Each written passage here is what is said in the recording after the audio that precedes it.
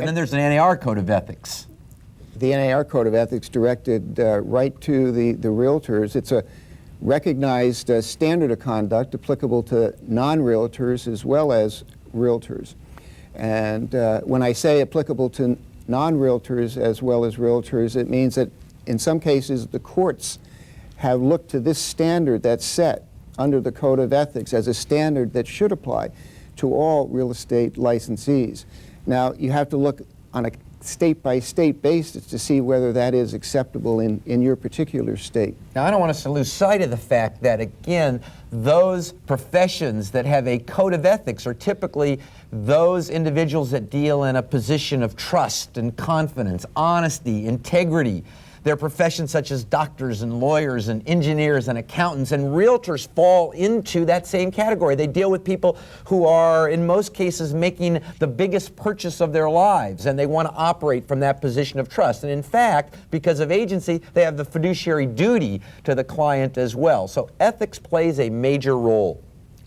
You know, an interesting thing with the Code of Ethics, too, is they adopted a arbitration procedure for handling monetary disputes.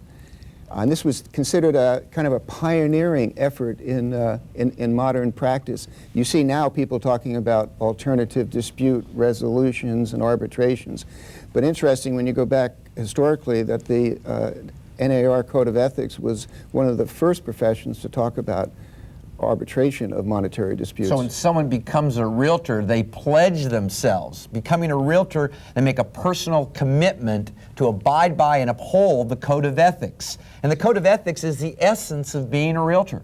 Well, they're also forming a bond with 750,000 realtors all across the country that have made that same commitment. Point. So they're all tied in together, gives them that sense of unity, and I think it's important for their promise of professionalism. Well, again, it was always amazing to me that so many realtors that were not familiar with, had not read the Code of Ethics in many years, in a lot of cases. So we want to make sure that we go through today all aspects of the code. We're actually going to go through the preamble.